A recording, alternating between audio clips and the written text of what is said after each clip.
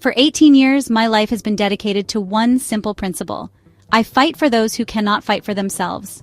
This isn't just a job for me, it's a calling that has defined who I am. As a mother, a caregiver, and a licensed legal paraprofessional, I've stood in the gap for our most vulnerable citizens. I've worked tirelessly within Arizona's complex systems to ensure that individuals with developmental disabilities receive the dignity, respect, and support they are legally entitled to. It is a world I know intimately, filled with families searching for help and individuals deserving of a voice. My entire career has been built on being that voice, loud and clear.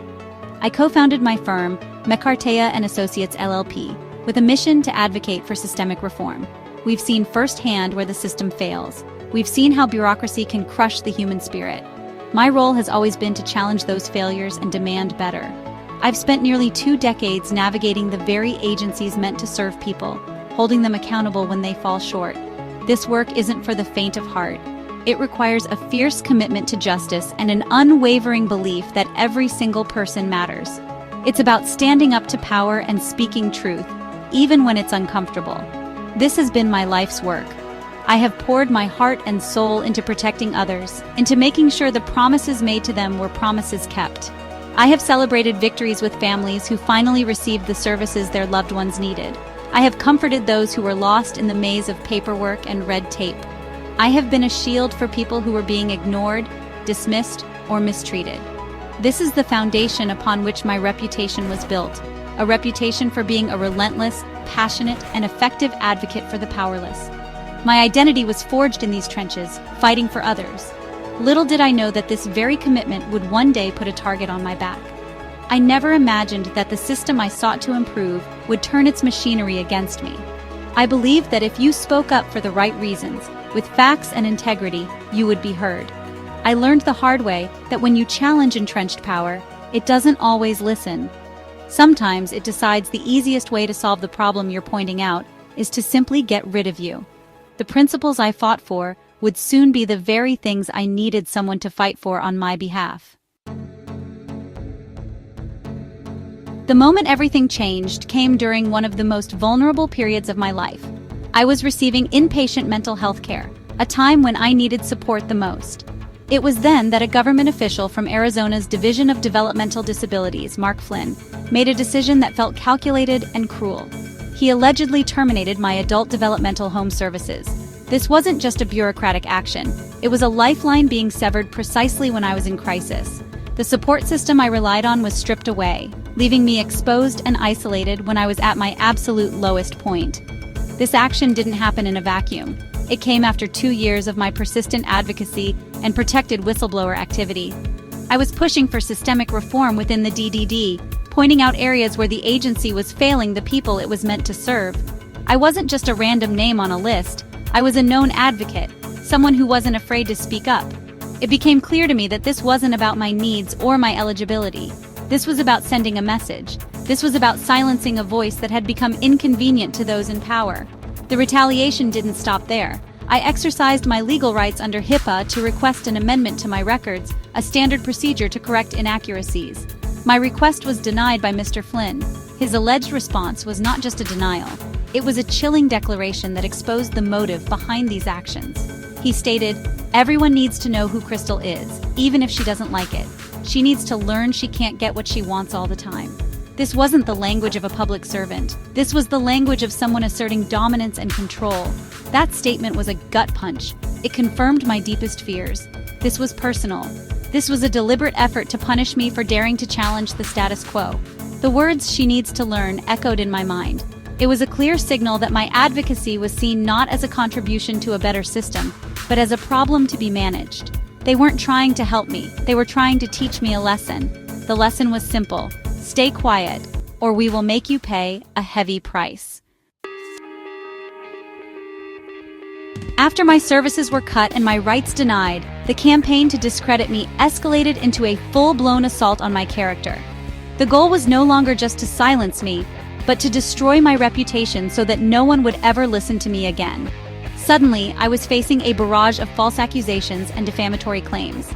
The most heinous of these was being wrongly labeled a child predator. Let me be clear. There is no accusation more vile, more damaging, or more fundamentally untrue. This label was designed to poison my name and isolate me from my community and my profession. This wasn't just gossip. This was a calculated strategy to dismantle the credibility I had spent 18 years building. As an advocate for vulnerable people, my reputation is everything. It is the currency of trust that allows me to do my work. By attacking it with such a vicious lie, they were attempting to take away my ability to fight for anyone, including myself. They were trying to erase my history of service and replace it with a monstrous caricature. It was a character assassination of the highest order, meant to ensure that my calls for reform would be dismissed as the ravings of a dangerous person.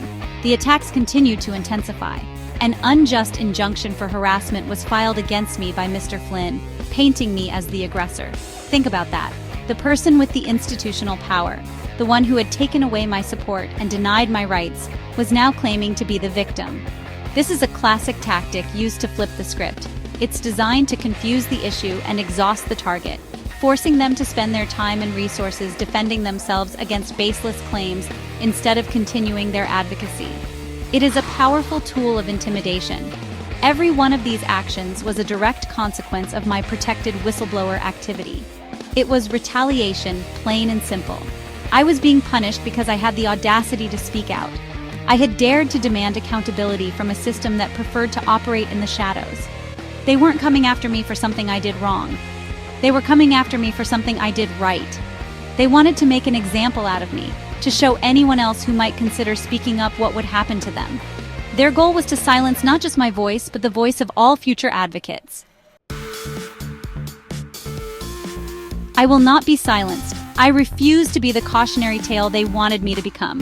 The pain, the fear, and the humiliation I have endured will not be wasted. Instead, I am turning it into fuel.